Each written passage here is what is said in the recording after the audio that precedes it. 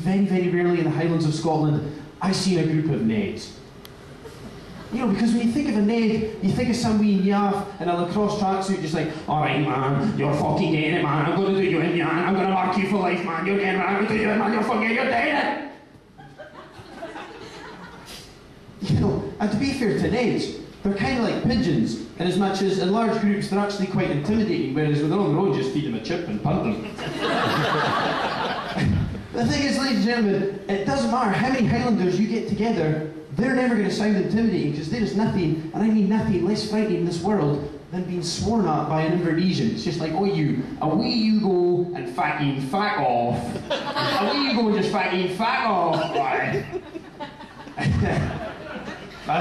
I've spent my whole life really in the Highlands, and I'm immersed in Highland and Scottish culture, which isn't really a great culture to be immersed in, considering that Scotland is a country with amongst the highest rates of obesity and heroin use in Europe, which makes us the only country in the world with obese heroin addicts. But my mum, speaking of obese heroin addicts, she used to send me to Highland dancing lessons, and the more I did Highland dancing, the more I realised it's just a series of hops and kicks designed to keep people away from it. It's like, get to fuck, don't even bother. And the thing is, my ex-girlfriend, she was Spanish, which is quite a clash of cultures, I'll agree. You know, one of us was dark, sultry, and cultured, and the other was Spanish. But never was the clash of cultures more apparent than when my ex-girlfriend decided to show me some salsa dancing. Salsa being a very sexual, very sensual type of dance, you know, less strictly come dancing and more strictly come while you're dancing. But she used to be like that, just like, ooh yes, ooh that's caliente. This is a good fit for her actually, she was bulimic. She used to go, okay Daniel, I want you to take me by the hips, I want you to place your leg between my thighs. This is how you guide me across the dance floor. Basically, in essence, where your partner goes is dependent purely in the direction your erection is pointing in. Which is why, ladies and gentlemen, you should never join a Spanish conga line.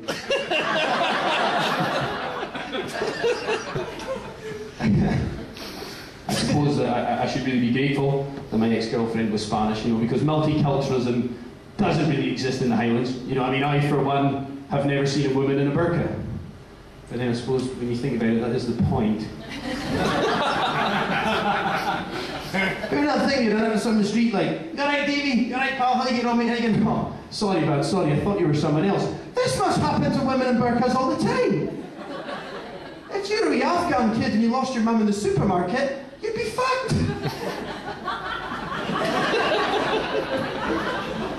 I'm not bitter about the breakup because I do recognise that we had some good times together. For example, this time last year we had a lovely romantic weekend away together in the Lake District, which was marred only slightly by the fact that I had a blocked ear. It was tough, you know, it was tough, but I picked myself up and we went out on the Saturday night, we went out to this lovely bar in the middle of town, which actually turned out to be a Spanish bar. And the guy who was working behind the bar, much like your bar staff this evening, ladies and gentlemen, well, he was absolutely gorgeous. He was a gorgeous Spanish barman who was obviously delighted when my ex-girlfriend started ordering drinks in Spanish. She's just like, hola, me gustaría una cerveza y un vino tinto, por favor. I'd like a beer and a red wine. Madre mía, tú hablas español. Es española, ¿no? Oh my goodness, you're Spanish. Sí, soy española para Madrid. Muy bien, tú estás muy guapísima esta tarde. ¿Tiene un novio, no? Do you have a boyfriend? Fucking.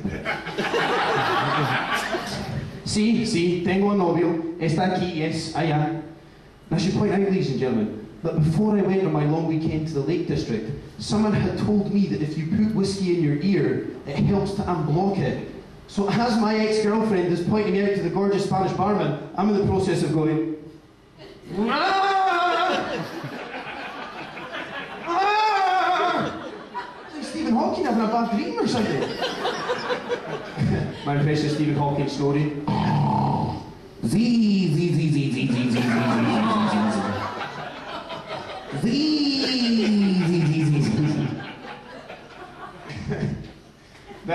now that I'm single, I am going out a lot more, and I'll leave you on this, folks. I am going out a lot more now that I am single. I'm going to go out, I go out with my pal, I go out with him because he's a great wingman, he does so well with the women, and he does so well with the women because he's a brilliant dancer. When he goes into nightclubs, he does all these Michael Jackson moves, you know, just like, Simone, ow, come on, ow!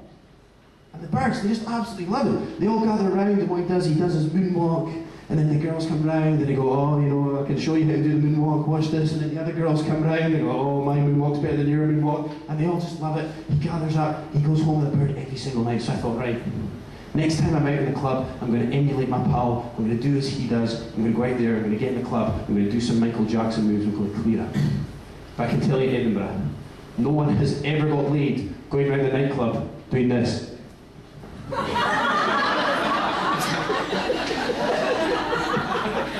It's been an absolute pleasure speaking to you, ladies and gentlemen. Thanks so much for your time, ladies and gentlemen.